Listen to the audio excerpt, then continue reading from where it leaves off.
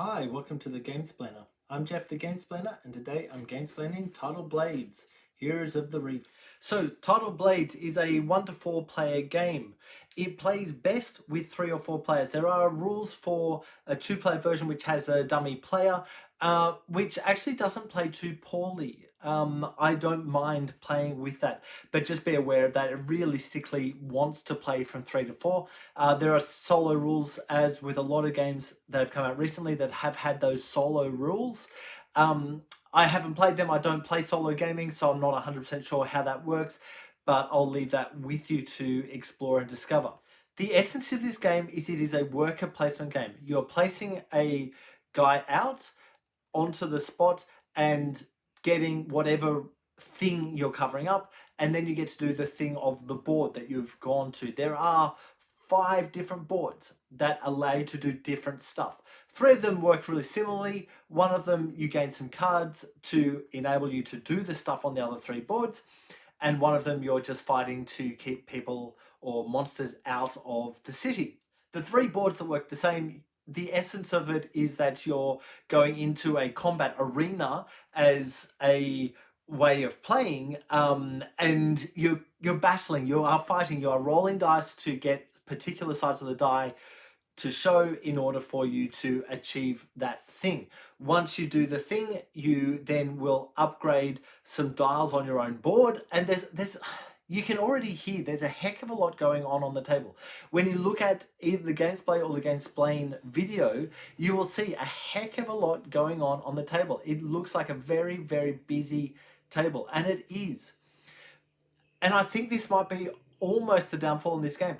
I was reading the rules on this one, and I almost put it down. I read them through, then at a separate sitting, I set the game up, and I was about to start, I was about to pull out, I was like, no, let's try it. And as soon as I tried to explain what was going on, it actually became quite easy and quite straightforward with the way to play. There's a couple of elements that I may have mismanaged or got wrong, but for the essence of the game, it's quite easy. So what you're doing, you're picking a spot, getting the stuff. Then the board that you've gone to, you get to do something on that board. And then if you wish to do a battle, you pull out the card that matches with the board that you've gone to, and you need to then roll dice. There's an area on your board that says how many dice you get to roll. You can roll some more dice by paying some oranges, or fruit, I guess, is the thing that you're spending to do stuff. So you can roll more dice than you have, and you roll those dice. And you roll a die that has some injury markers on it. And whatever the roll is, if there's an injury on there, you take an injury. So you move one of the shells that you've got in your pile over onto a card, and then you can re-roll. You have to re-roll that injury die every time you re-roll, but you can then re-roll. And you can do that as much as you want, as many times as you can actually pay for the injury. When you run out of your ability to pay for those, then it's oh, do I actually want to do that roll? Because what's going to happen if you fail is you will lose a die. It's your choice. You can lose a die, and that die is gone back into the bank for future turns to then try to bring back somehow. It's easier if you keep the dice. Bear in mind that if you go up to the spot that is actually attacking the monsters to keep them out of the space, every die that you've spent up there is lost. It's gone. You don't get those back. I think I may have misplayed that in the gameplay. I do apologize about that. I'll put a note on that you actually lose those dice, but just bear that in mind. But when you're on these 3 spots, you get those dice back, and they go to a spent side of your board, and that's not a problem at all. The whole idea is that you can upgrade the dice. So at the end of each round, you'll pull the dice back, and wherever your turner is up to on the upgrade action, you can upgrade that many dice. And you upgrade them from white dice, which is like a novice die, to either red or blue. And the red and the blue, they kind of take 2 of the symbols, so there's 4 symbols total. They take 2 of the symbols, and they'll put them onto multiple sides on one of the dice. The other colored die will take the other 2 symbols and put them onto multiple sides. When you upgrade those dice, they get rid of the blank side of the die and make it easier for you to get the thing. And then you upgrade again, and you can upgrade into a single symbol, but that symbol may actually appear twice on the die. And that's kind of the extent of this growth of dice that you can do. it's really important that you understand what dice you have. Noticing that if you roll, say, a blue die, and you get a question mark on the blue die, that can be one of the other symbols that aren't on the dice. They're one of the red symbols. So there's always that ability to get extra stuff than what you have. It's a really, really interesting way of approaching dice management or combat, I guess. I'm not a huge fan of roll to resolve kind of games. Having said that, I do quite appreciate the Lord of the Rings game and Blood Bowl and a couple of the Games Workshop games, but for the most part, I'm not a huge fan of roll to resolve.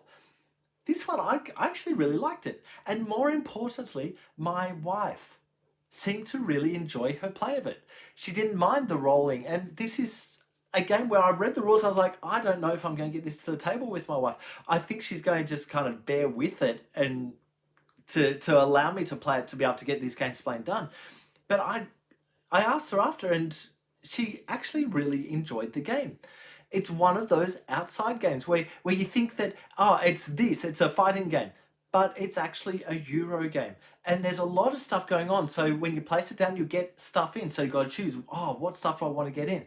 But you're also choosing a location with what cards do I have? So those cards will enable me to do battles. If I get 3 different locations, so 1 card from each of the locations, I get 2 points on this track. If I do a battle on the same location where the judge is, and he's going to move around those 3 locations each round, he'll go to a different location. But if you do a battle there and you win that battle, you will get an extra point. And at the end of the game, there's a whole bunch of points coming from everywhere. And it's worth keeping that in mind, because those events, the monsters that you can attack to stop them coming into your village, every time you achieve one of those spots, that's a point. And it's worth remembering that, because there are actually some potentially very large points to be gained up there. If you ignore that quarter of the board, it's going to cost you. You really do need to make sure you're spending the time going up there and just kind of having a go at each of the monsters. Yes, you're going to lose the dice. So there's that, you've got to weigh up, oh, how many dice can I afford to lose here? To how many dice am I actually going to put into this battle? I just need to take him out once so that I don't have the negative effect when he hits the village. And just that little bit of a balancing act is really important to understand and kind of get your head around when you're playing. You could spend all your time up there, but you're not going to win because there's a whole bunch of other points available at the board.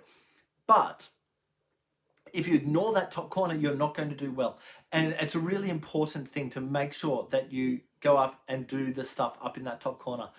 But as I say, you will lose the dice. So maybe don't use your most advanced dice on that top corner, because you're probably going to lose them.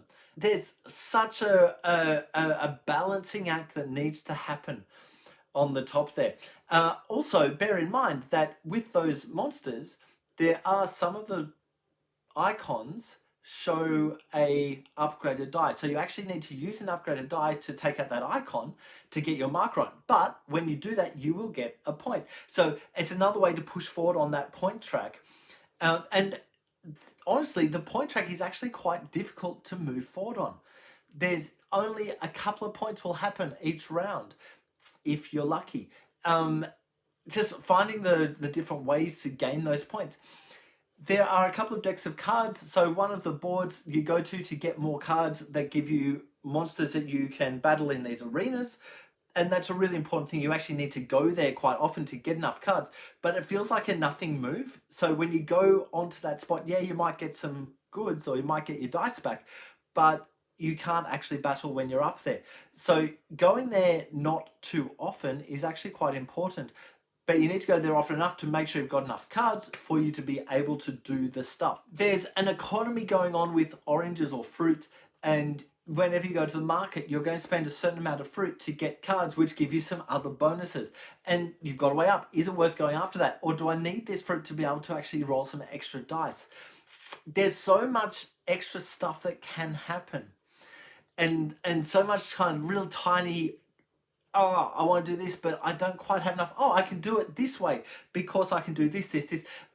there's a nice little growth on this game, and so I actually quite appreciate this game. I think it's quite a good game, even though it feels like, in first look, it feels like it's going to be one of those attacky games.